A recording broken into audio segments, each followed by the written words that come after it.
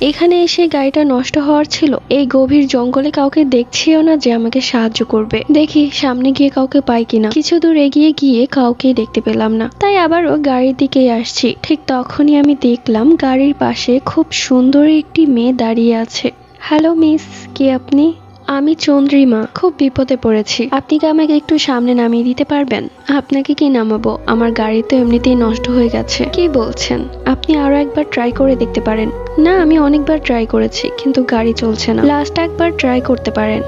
ঠিক আছে। এটা কিভাবে হলো? কিছুক্ষণ আগে আমি এতবার ট্রাই করছিলাম কিন্তু কোনোভাবেই গাড়িটা স্টার্ট হচ্ছিল না, কিন্তু এখন হয়ে গেছে। যাই হোক, থ্যাংক ইউ আপনাকে। বাই দ্য ওয়ে, আপনি এত রাতে ঘন জঙ্গলে কি করছিলেন? কি হলো চন্দ্রিমা, আপনি কান্না করছেন কেন? আসলে সত্যি বলতে আমার এই দুনিয়াতে কেউ নেই। আমি আমার এক দূর সম্পর্কের চাচির কাছে থাকতাম। সে আমাকে মেরে বের করে দিয়েছে, তাই এখন আমি কোথায় যাব আমি জানি না। আপনি আমাকে একটু সামনেই নামিয়ে দিন, এরপর কিছু না কিছু একটা ব্যবস্থা করেই নিব। কি বলছেন? তা কি করে হয়? আর এত রাতের বেলা আপনাকে কে সাহায্য করবে? মিস চন্দ্রিমা, আপনি আপনার কান্না থামান। আমার কাছে একটা আইডিয়া আছে। আপনি যদি কিছু মনে না করেন তাহলে আপনি আমার বাসায় যেতে পারেন। আমার বাসায় আমার মেয়ে আর আমার বাবা আছে, তাই আপনার কোনো সমস্যা হবে বলে আমার মনে হচ্ছে না। আপনি কি আমার বাসায় যাবেন? হ্যাঁ হ্যাঁ, আমি আপনার বাসায় যাব। দাদু, এই ওষুধগুলো খেয়ে নাও, ডাক্তার খেতে বলেছে। তুমি এই ওষুধগুলো না খেলে কিভাবে সুস্থ হবে? বাবা এসেছে মনে হয়, কিন্তু আজ এত দেরি হলো কেন? বাবা, এত দেরি হলো কেন তোমার? আর তোমার পাশে উনি কে? মা পূজা, উনার নাম হচ্ছে চন্দ্রিমা। আসলে উনার এই দুনিয়াতে কেউ নেই, তাই আজকের রাতটা সেই বাড়িতেই থাকবে। তোমাদের কোনো আপত্তি আছে? না না, আমার কেন আপত্তি থাকবে? কি ব্যাপার, পিকু কেন এরকম করছে? বাসায় নতুন অতিথি এলে তো পিকু অনেক খুশি হয়, কিন্তু ও এভাবে চিৎকার করছে কেন? আহা পূজা, তুমি এভাবে দাঁড়িয়ে থেকো না, অতিথির জন্য খাবার গরম করো। উনি উনি কি আপনার বাবা? হ্যাঁ, উনি আমার বাবা, পুরোপুরি প্যারালাইজড। তারপরেও ডাক্তার বলেছে একদিন না একদিন সে সুস্থ হবে। কেটে গেল রাত।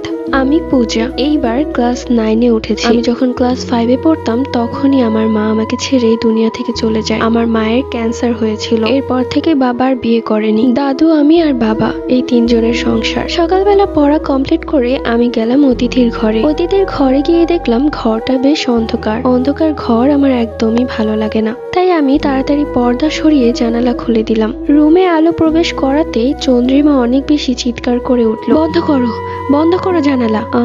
কি হয়েছে আপনার? বন্ধ করো বলছি। আমি সাথে সাথে পর্দা টানিয়ে দিলাম। সে অনেক বেশি ভয় পেয়ে গেছে। আমি আলো সহ্য করতে পারি না। মিস চন্দ্রিমা, ঠিক আছেন আপনি? হ্যাঁ, আমি ঠিক আছি। কি হয়েছে? আলোতে কি সমস্যা? না, আর কখনোই আলো দেখতে চাই না। সূর্যের আলো আমার একদমই সহ্য হয় না। কিন্তু কেন? তুমি তো খুব ছোট, তুমি এখন এসব কিছুই বুঝবে না। যাই হোক, তুমি এত সকালবেলা ঘুম থেকে উঠে গেছো? হ্যাঁ, আমি তো প্রত্যেকদিন সকালবেলায় ঘুম থেকে উঠি। এখন দাদুকে ওষুধ খাওয়াতে যাব, তাই ভাবলাম আপনার সাথে একটু দেখা করে যাই। বেশ ভালো, ঠিক আছে তুমি যাও তাহলে, আমি একটু ফ্রেশ হব। দাদু, দেখো আমি তোমার জন্য ওষুধ নিয়ে চলে এসেছি। দাদু, বাবা জলদি এসো, দাদুর কি জন্য হয়েছে? কি হয়েছে বাবার? দেখি, দেখো গলায় কিরকম ছোপ ছোপ দাগ, দেখে মনে হচ্ছে কোনো পোকা কামড়েছে। কিন্তু পোকা কোত্থেকে আসবে?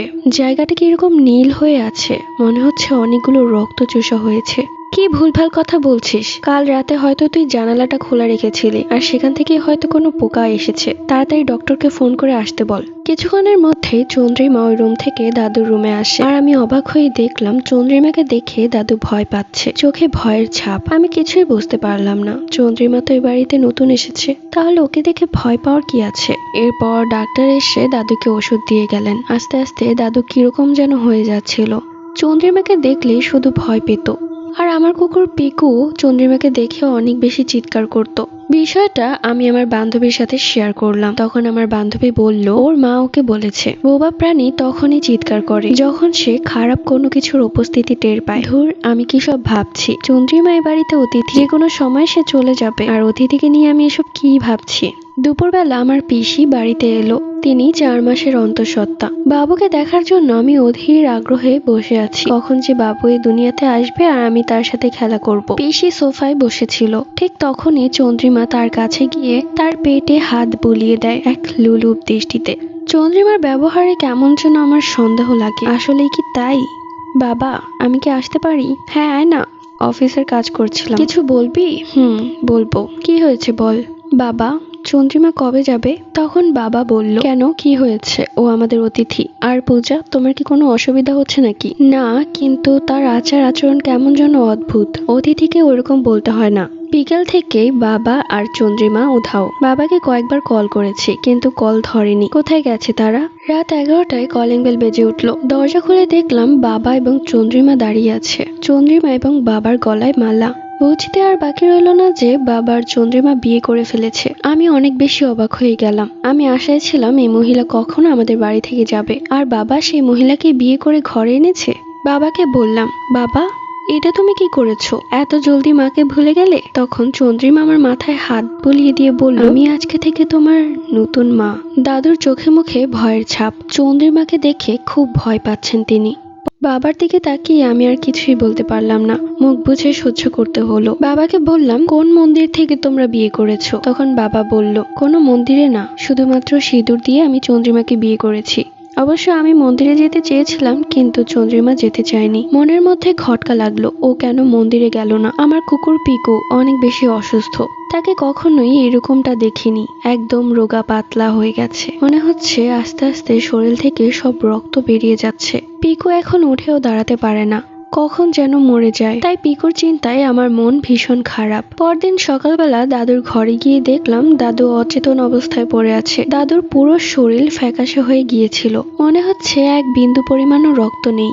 চিৎকার করে বাবাকে ডাকলাম। বাবা এসে দেখলেন দাদু আর নেই, মারা গেছে। এরপর তান্ত্রিককে বাড়িতে আনা হলো। তান্ত্রিককে দেখেই চন্দ্রিমা ভয়ে কাঁপছিল, আর তান্ত্রিকও কিছু একটা বুঝতে পেরে তাড়াতাড়ি বাড়ি থেকে বেরিয়ে গেল। আমাদেরকে বললও না সে কি এমন দেখেছে যে এত ভয় পেয়েছে। ঘর থেকে সব আয়না গায়েব হয়ে গেছে। এখন তো আমরাও সূর্যের আলো চোখেও দেখি না। এত এত আয়না কোথায় গেল? চন্দ্রিমাকে গিয়ে জিজ্ঞেস করাতে ও বলল, ঘরে আয়না রাখা ভালো না, তাই সব আয়না আমি ফেলে দিয়েছি। আপনার সাহস তো কম না, এই বাড়িতে আসতে না আসতেই বাহাদুরি শুরু করে দিয়েছেন। বাড়িতে একটা আয়নাও নেই। আমি আমার চুল ঝাড়তে পারছি না। সাবধানে কথা বলো পূজা, আমি কোনো যেই সে মেয়ে না, আমি এই বাড়ির বউ। তাই আমার যা ইচ্ছা আমি তাই করব। তুমি আমার কাজে হস্তক্ষেপ করতে আসবে না।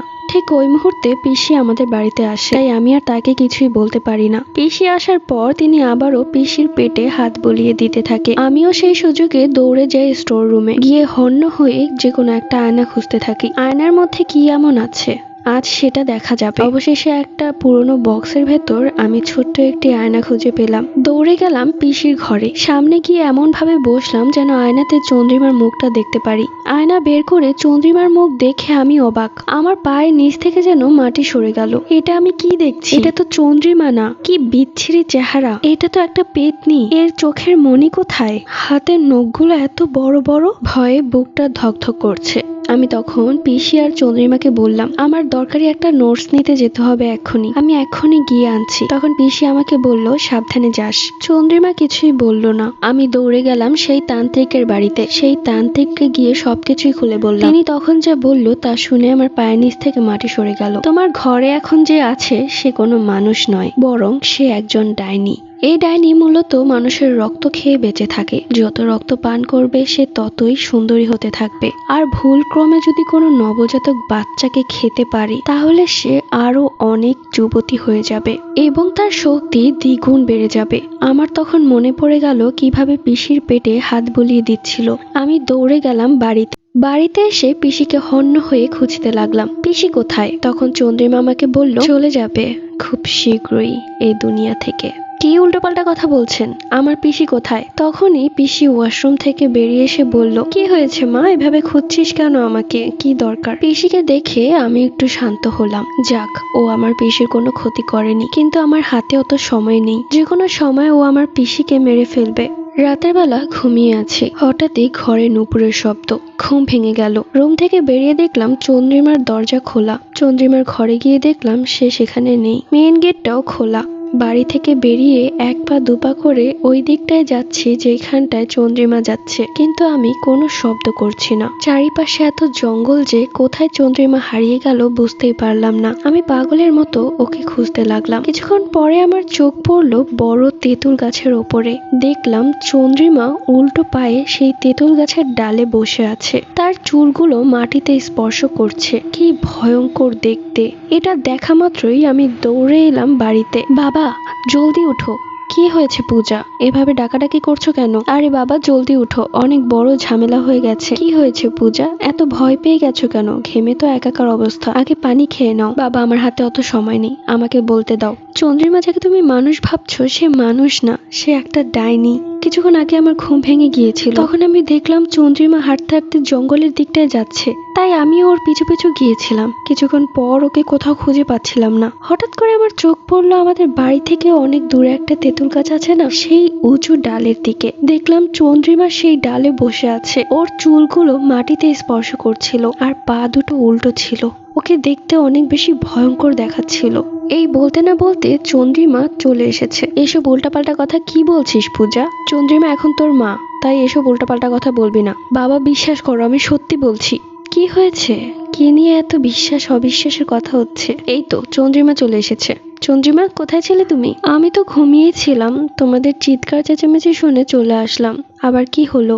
দেখেছিস পূজা, তুই শুধু শুধু উল্টাপাল্টা বকছিস। যাই হোক, তোমরা এখন যাও, কাল সকালে আমার অনেক ইম্পর্টেন্ট একটা মিটিং আছে। বাবা, আজ রাতটা আমি এই ঘরে থাকি? তা কি করে হয় পূজা? তোমার বাবা তো বললোই কাল সকালে তার ইম্পর্টেন্ট মিটিং আছে, তাই তুমি আমার কাছে এসো, আমি আর তুমি একসাথে ঘুমাবো। ভয়ে ভয়ে বাবার রুম থেকে বের হতে বাবা দরজা লাগিয়ে ঘুমিয়ে পড়লেন। চন্দ্রিমা আমার কাছে এসে বলল, বাচ্চাদের এত রাতে বাহিরে যাওয়া একদম ঠিক না। দেখো তোমার হৃৎপিণ্ড কিভাবে কাঁপছে। এই বলে একটা শয়তানি হাসি দিয়ে চলে গেল। আমি দৌড়ে আমার ঘরে গিয়ে দরজা আটকে দিই। সেই রাতটা কিভাবে যে কেটেছে বলে বোঝাতে পারবো না। পরদিন সকালবেলা পিসি এসেছে বাড়িতে। চন্দ্রিমা প্রত্যেকবারের মতো আজও পিসির পেটে হাত বুলিয়ে দিচ্ছে, বরং তার বড় বড় নখগুলো দিয়ে খামচি। আমি আর সময় নষ্ট করলাম না। হিতে বিপরীত হওয়ার আগেই আমি দৌড়ে গেলাম তান্ত্রিকের বাড়িতে। যেভাবেই হোক সেই তান্ত্রিকটা নিয়ে এই বাড়িতে আসতেই হবে। ওইদিকে চন্দ্রিমা পাগল হয়ে গেছে, সে এখনই পিসির পেট থেকে বাচ্চা বের করে খাবে। মুখ থেকে লালা পড়ছে। পিসি প্রচন্ড ভয় পাচ্ছে। কি হলো চন্দ্রিমা, এরকম করছো কেন? চন্দ্রিমার কোনো কথায় কান নেই, বরং সে তার শয়তানি বড় বড় নখগুলো দিয়ে পিসির পেটে জোরে জোরে আঁচড় কাটছে। দেখে মনে হচ্ছে সে এখনই পেট ছিঁড়ে বাচ্চা বের করে ফেলবে। আমার পিসি তখন জোরে জোরে চিৎকার করে আমার বাবাকে ডাকতে থাকে। আমার বাবা তখন তৈরি হচ্ছে তার মিটিং এ যাওয়ার জন্য। পিসির চিৎকার শুনে বাবা তাড়াতাড়ি চলে আসে। এসে দেখে চন্দ্রিমা পাগল হয়ে গেছে, কেমন করছে, মনে হচ্ছে এক্ষুনি সে পেটের বাচ্চা বের করে খেয়ে ফেলবে। বাবা এসে চন্দ্রিমাকে আটকায়, কিন্তু চন্দ্রিমা বাবাকে এত জোরে ধাক্কা দেয় যে বাবা অনেক দূরে গিয়ে পড়ে। বাবা অবাক হয়ে যায়, একজন মেয়ের শরীরে এত শক্তি কি করে এলো। তারপরেও বাবা আবারও উঠে আসে এবং চন্দ্রিমাকে আটকানোর চেষ্টা করে, কিন্তু কোনোভাবে আটকাতে পারছে না। ওইদিকে পিসির অবস্থা খারাপ, অলরেডি পেটের কাপড় ছিঁড়ে ফেলেছে, অনেকটাই ছিলে গেছে, রক্ত বের হচ্ছে। আমি দৌড়ে এলাম সেই তান্ত্রিককে নিয়ে বাড়িতে। তান্ত্রিককে দেখা মাত্রই চন্দ্রিমা তার আসল রূপ ধারণ করে। অনেক বড় বড় সাদা চুল, হাতের নখগুলো কি বড় বড়, মুখের দাঁতগুলো অনেক বড় বড়। একজন মানুষ থেকেও সে লম্বায় অনেক বড়। তান্ত্রিক তার মন্ত্র পড়া পানি ছিটিয়ে দেয় সেই ডাইনির উপর, কিন্তু এতেও কোনো কাজ হচ্ছিল না। চন্দ্রিমা বারবার পিসিকে আঘাত করার চেষ্টা করছে। তান্ত্রিক আমাকে বলল যেভাবে হোক ওর চুল কেটে নিয়ে আসতে, ওর চুলের মধ্যেই ওর শক্তি আছে। আমি দৌড়ে গেলাম চন্দ্রিমার কাছে এবং টান দিয়ে অনেকগুলো চুল ছিঁড়ে ফেলি। চুল নিয়ে তান্ত্রিককে দিলাম। তান্ত্রিক চুলগুলো নিয়ে বাহিরে চলে গেল। বাহিরে সবকিছু তৈরি করা আছে, এখন যেভাবেই হোক চন্দ্রিমাকে বাহিরে আনতে হবে, সূর্যের আলোতে আনতে হবে, কেননা আলো সে সহ্য করতে পারে না, তাহলেই আমরা কিছু একটা করতে পারবো। আমি তখন পাগলের মতো ছুটতে লাগলাম আয়না খোঁজার জন্য। মুহূর্তে মনে পড়ে গেল আমার স্কুল ব্যাগে সেই আয়নাটা আছে, যে আয়নাটা দিয়ে আমি ওর চেহারাটা দেখেছিলাম। তাড়াতাড়ি আয়নাটা নিয়ে চন্দ্রিমার কাছে এলাম। এরপর আয়নাটা চন্দ্রিমার সামনে ধরতেই সে নিজের চেহারা দেখে ভয় পেয়ে গেল এবং তেড়ে আসলো আমাকে আঘাত করার জন্য, যেভাবেই হোক আমার আয়নাটা ভেঙে ফেলার জন্য। আমিও এক পা দুপা করে পিছিয়ে বাহিরের দিকে যেতে লাগলাম। এক পর্যায়ে চন্দ্রিমাকে বাহিরে বের করলাম। বাহিরে বের করার সাথে সাথে ওকে কয়েকজন ধরে একটা গাছের সাথে ওর হাতে বড় দুটি তারকাটা গেঁথে দেয় এবং তান্ত্রিক ওর সামনে যে চুলগুলো আমি ছিঁড়ে এনেছিলাম সেই চুলগুলোতে আগুন লাগিয়ে দেয়। ডাইনিটা চিৎকার করে কাঁদতে কাঁদতে অদৃশ্য হয়ে যায়। চন্দ্রিমাকে তারা ধরে রাখতে পারলো না, সবাইকে ফাঁকি দিয়ে সে চলেই গেল। তান্ত্রিক কোনোভাবেই ওকে বোতলবন্দি করতে পারলো না। এখন সে অন্য কারো পিছু করবে, কিন্তু আমরা প্রাণে বেঁচে গিয়েছিলাম। প্রাণে বাঁচলেও সারাক্ষণ চন্দ্রিমার ভয় আমাদের তাড়া করে বেড়াচ্ছিল। অবশেষে আমার পিসির ছেলে বাবু হয়। আমরা প্রচন্ড ভয় পেয়েছিলাম, কিন্তু বাচ্চাটা বেশ ভালোই হয়েছে। সো এই গল্পটা তোমাদের কাছে কেমন লেগেছে কমেন্ট করে জানিও। Bye bye.